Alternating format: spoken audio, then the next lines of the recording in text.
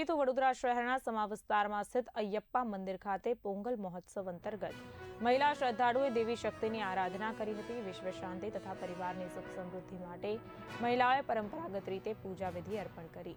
કેરળની પવિત્ર ભૂમિ પરથી ઉતરી આવેલી આ પરંપરા વડોદરામાં પણ ભક્તિમય વાતાવરણ સર્જી રહી છે।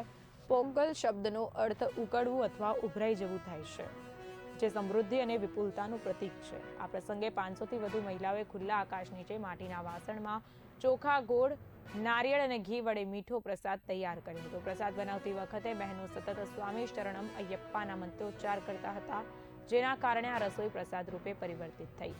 માટીના વાસણોનો ઉપયોગ પ્રકૃતિ સાથેના જોડાણનું પ્રતીક માનવામાં આવે છે, સાથે જ અગ્નિની જ્યોતિ આત્માની શુદ્ધિનું પ્રતીક બની સૂર્યદેવને સાક્ષી રાખીને આ પૂજા વિધિ પૂર્ણ કરવામાં આવી। આ રીતે સમા અયપ્પા મંદિરનું વાતાવરણ ભક્તિભાવથી છલકાયું અને પોંગલ મહોત્સવ વડોદરામાં અનોખી રીતે ભક્તિમય ઉજવણીનું કેન્દ્ર બન્યું। પોંગલ મહોત્સવ ચાલે છે। પોંગલ મહોત્સવ એકચ્યુઅલી કેરળમાં આચુકલ કરીને એક મંદિર છે ત્રિવેન્દ્રમ પાસે।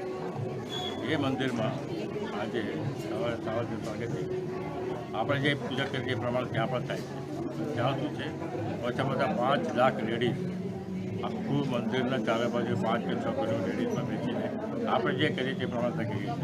આ મંદિરમાં પણ આપણે 13 વર્ષથી આ પૂજા મનાવીએ છીએ અને ખાસ કરીને આજે પણ 500 ઉપર વધારે લેડીઝ ભેગા થઈને આ પૂજાનો મતલબ એવું છે કે આપણે દેવી માટે પ્રસાદ બનાવે, અંબા મા માટે પ્રસાદ એ પ્રસાદ પણ ભૂલીને બહાર આવે એટલે સમજી લેવાનું દેવી પ્રસાદ માનવાનું છે। બધા આપણે છે બધા માનવું। પોંગાલા કરીને જે અમારું ઉત્સવ છે એને ઉજવવા માટે આવ્યા છે અમે બધા।